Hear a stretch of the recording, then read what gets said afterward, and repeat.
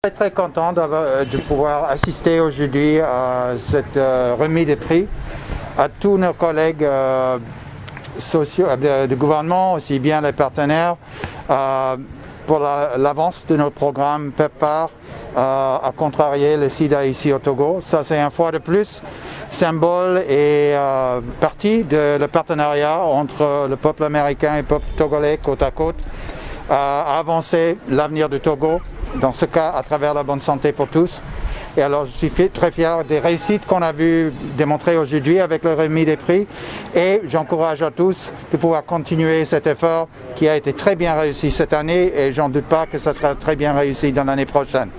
Alors dans ce contexte, je vous remercie tous et j'encourage tout le monde de continuer à faire les programmes que nous en avons avec le PEPFAR et aussi à continuer avec la vaccination de Covid. Alors je vous remercie et je ne sais pas s'il y a des questions formelles ou... C'est bon. Ok, merci infiniment. Concernant la vaccination au niveau de l'ambassade des États-Unis, quels sont les états de vie? En effet, je suis très fier que ça continue. On a eu plus de 1000 personnes qui sont venues jusqu'à ce jour. Je ne connais pas le détail exactement de combien, mais c'est un effort très réussi à mon point de vue et je suis très content de le partenariat que nous avons eu et qu'on continue d'avoir avec le ministère de la Santé là-dessus. Il ne reste que quelques jours.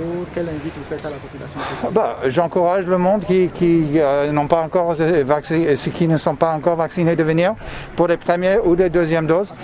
On va voir comment ça marche. On est en discussion avec le ministère de la Santé si ça peut continuer. Peut-être ça peut continuer au-delà du 17, mais jusqu'ici on n'a pas pris de décision finale.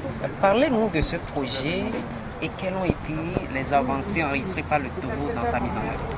Le projet PEPFAR est un projet de financement du gouvernement américain. Cela fait plus de 2 ans qu'on a commencé par bénéficier de ce financement-là.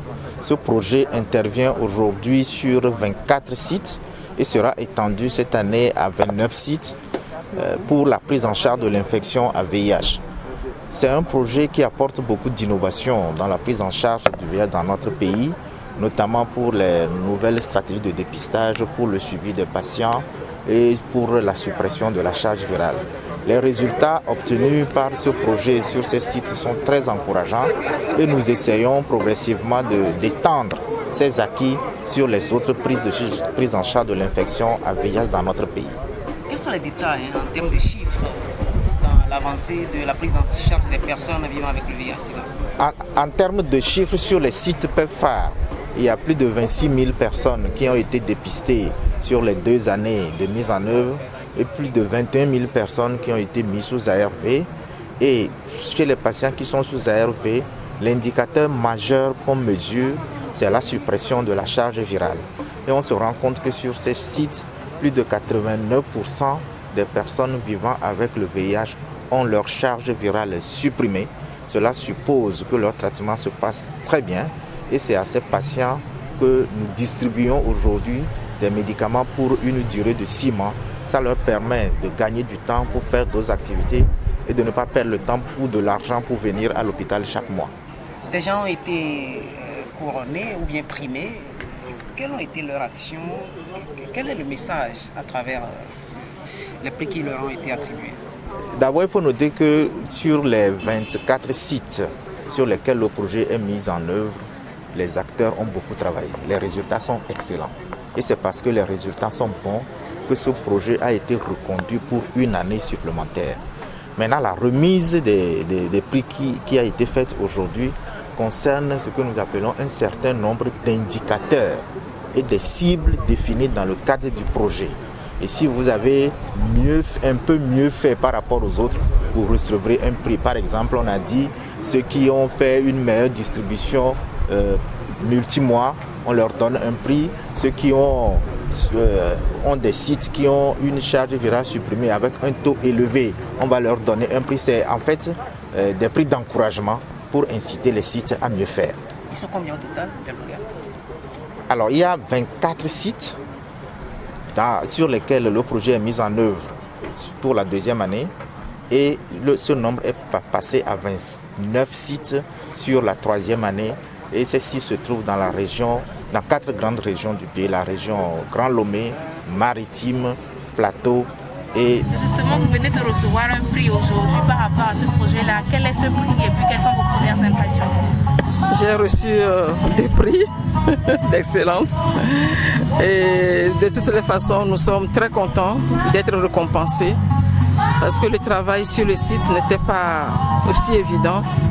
Et j'aimerais par cette occasion féliciter également mes acteurs au CHR Thiévier qui ne ménagent aucun effort pour faire bouger ce projet fait phare qui a apporté une grande valeur ajoutée à la prise en charge des PVVIH. Nous sommes très reconnaissants pour les acteurs et surtout le gouvernement togolais qui a fait un effort pour récupérer ce financement pour le Togo. Ça permet de continuer la prise en charge des PVVIH. Je me rappelle du premier prix que j'ai reçu dans le prélèvement pour le dépistage, l'évaluation des charges virales. Et les charges virales, c'est en suivant les charges virales qu'on sait si le PVVIH suit son traitement, s'il est dans de bonnes conditions. Et l'objectif dernier du programme, c'est que nous puissions donner les médicaments et annuler les charges virales pour que ce dernier devienne comme nous, capable de vivre normalement. Donc c'est ce que nous avons pu faire en donnant aussi des médicaments sur plusieurs périodes de mois, ce qui n'existait pas avant. Mais quand la personne évolue dans la performance de traitement, on a confiance pour lui donner beaucoup pour 6 mois par exemple pour le traitement. Ça les encourage aussi à ne pas revenir au centre tout le temps, faute de moyens ou bien de discrimination. Tout ça là a été amélioré par ce projet. Madame, quel est l'état des lieux aujourd'hui par rapport à la prise en charge des patients du VIH/SIDA dans votre centre? Bon, je ne tiens pas les données ont été publiées tout de suite là-bas, mais ce qui a changé, c'est que tous les acteurs, que ce soit médecins, que ce soit infirmiers, sages-femmes, même les gardes malades nous aident à faire l'indestécine. Tu arrives, on te dépiste, on t'aide à ramener ceux qui sont autour de nous et tout le monde contribue à cela et les médiateurs qui font un travail noble pour aller rechercher les perdus de vue.